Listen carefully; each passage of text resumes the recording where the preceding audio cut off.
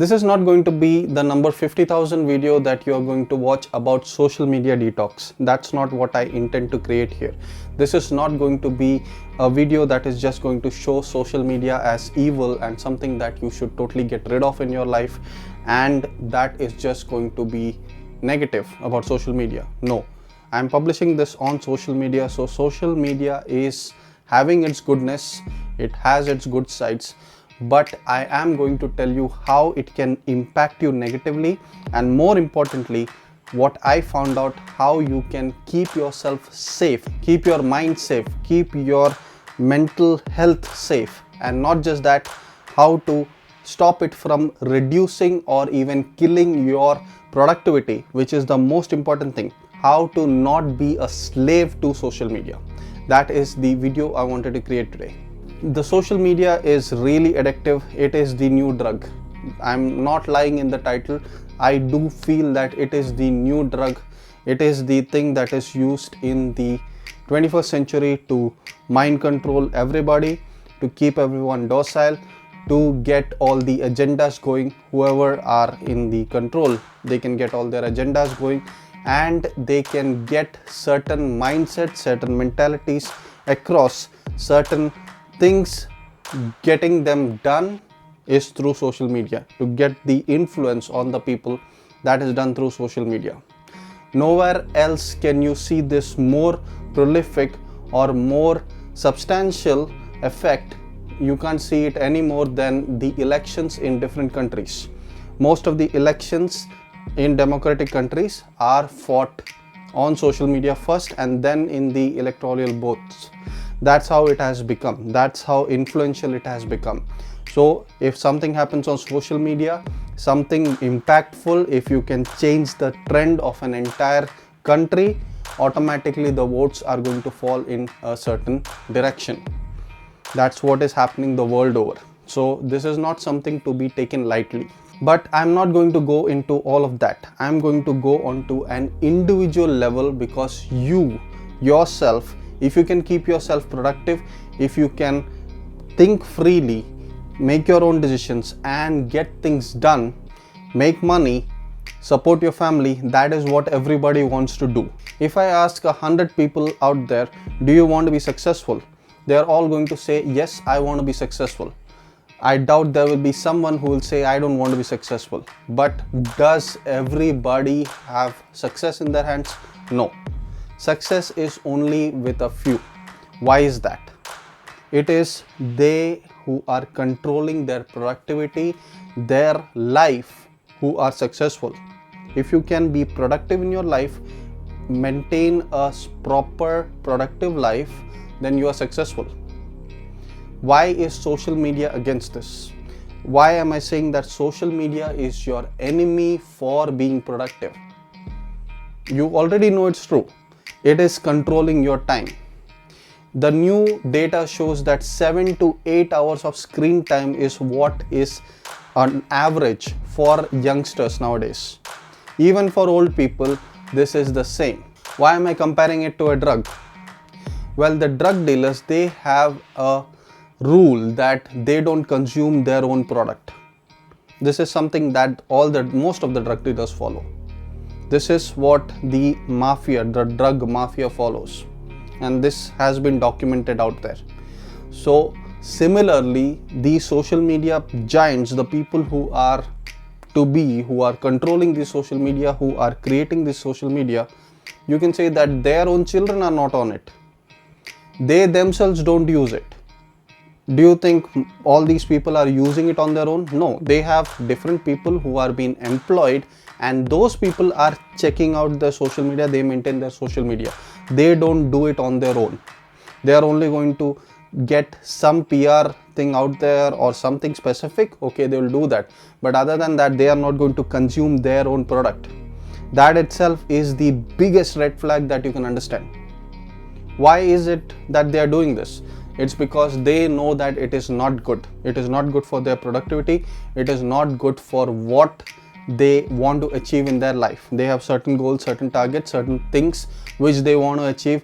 They can't do that if they are mesmerized by this. There have been a lot of studies that show that this social media is actually a form, it's similar to gambling. You have a certain high on scrolling that feed, keeping on scrolling, and before you know it, you have lost an hour before you know it. That's how addictive this is. And it's not just new. In the old times, the same thing was with TV. Nowadays we have TV, but we are all using social media on it. I don't think there are, the traditional TV is being followed now. Very few people do that. So even on that, you have changed to social media. The social media fast content is what's being propagated over there. But the older times, when there was TV out there, the rich people, the productive people, they used to only let their children watch certain things, limit the time hour, limit their screen on time. They did that, and that is for a reason. I'll get to my own story. Now, social media as an experiment, I wanted to see how a normal person used social media, and I got engulfed into it. Doing all this, even though I am this successful, I have so much of experience under my belt. I am not a novice. I am experienced with life, possess a certain amount of wisdom, but still, if I do the normal routine of a person just waking up, getting into social media, scrolling onto social media, and then all this Instagram, trying to spend hours on Instagram, trying to spend hours on fast content, what happened was I started getting internally depressed. It started affecting even my productivity for my company, for my work. It started affecting it. I could see it affect it. So I'm stopping now. I can't risk what I'm trying to achieve with my life for a few minutes of fun on social media. That doesn't mean I'm saying that you should quit it. No, that's not what I'm saying. You should limit what you're consuming, and what are you consuming? That is the most important part. Social media is engineered in such a way that it is going to keep you addicted to it. Even if you start watching educational videos on it, you are being shown something, maybe a thirst trap, maybe a random something that you are interested in. I like cars, so it will show me cars, even if I have not searched for it.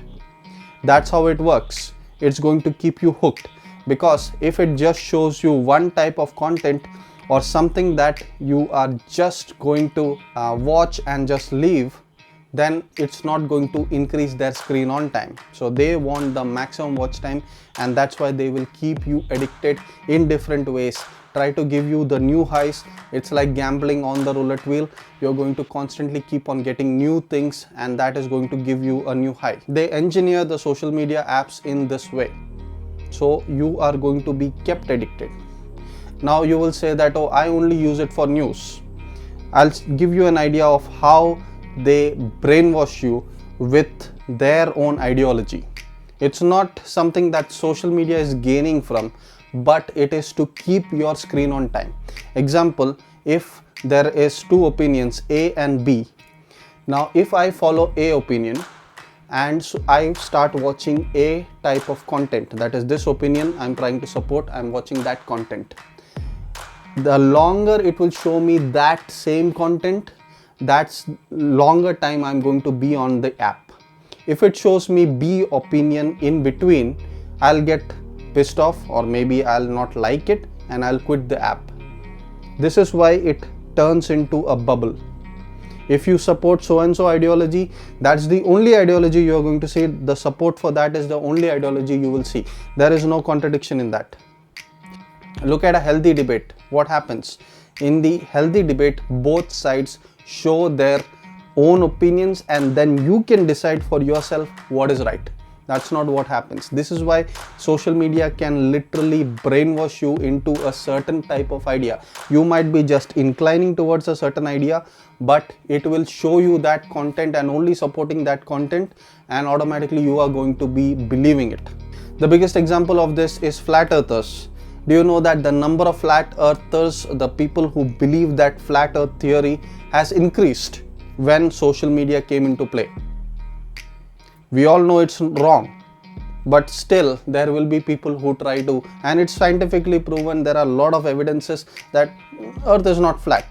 But the social media, because it has the capability for you to be brainwashed in that, it will show you that ideology so long so that you will keep your screen on time. It doesn't care about right or wrong. That's the problem. So coming to the point, what are you supposed to do? I'm not telling you to quit social media. You can't. Many people have tried. What happens is you will detox for a few days and then you are back on it, and then you are back on it with a force that is even higher than what was before. So don't try that. What you should do is understand that this is just like having a meal. What do I have as a meal? It will affect my entire body. So if I start eating junk food, automatically it will show on my weight. Automatically I will feel very lethargic, I might be very slow.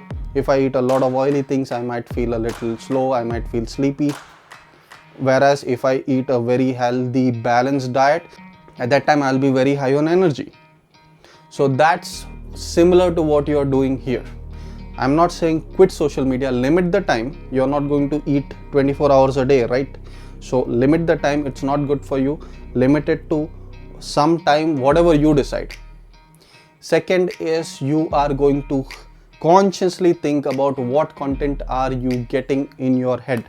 Third is don't get addicted to only short form content, because it is actually creating a problem of attention span. You are constantly going to be addicted to short term highs, and that is going to keep you from long term content or long form of content, including books. Books are very much important, or long form of content, educational videos, they are important. You won't be able to focus on it for that long if you are that addicted to short form content, because it gives you a high. Every 10 seconds, every 1 minute, you're getting a high. And what's next? What's next? That is going to just keep on. No book is going to be able to satisfy that. There is no book on the planet that I have seen that is going to give you a high every 1 minute. There is no book that has a hook like social media for every 1 minute. This is why the number of people who are reading books or listening to audiobooks is reducing. What is the end result of that? The end result is a person is not going to be having more knowledge.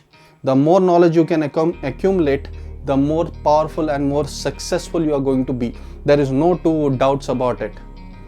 Even today, even in the world of Google and all this AI, you still have to have the basic knowledge or the knowledge or learning. There is no excuse for that, and the knowledge is what is going to keep you ahead. Not just old knowledge, new knowledge, current up-to-date knowledge. But you're not going to be able to learn that until unless you focus on it and spend time on it. Understand that this is a tool. It can be used for good and it can be used for bad. Don't say that this is bad. There is very good uses of this. It's a tool. Of course you can use it to better your life. All of those things are there, but don't let it ruin your life, because what will happen is you are going to be a part of the herd if you are going to just dive into it and blindly follow it. I hope that this video was clear. I hope that this is going to help you. If you have any comments, suggestions, questions, whatever you want, leave them in the comments below. Like, share, subscribe. This has been Jace for TopEvt. I'll see you in the next video.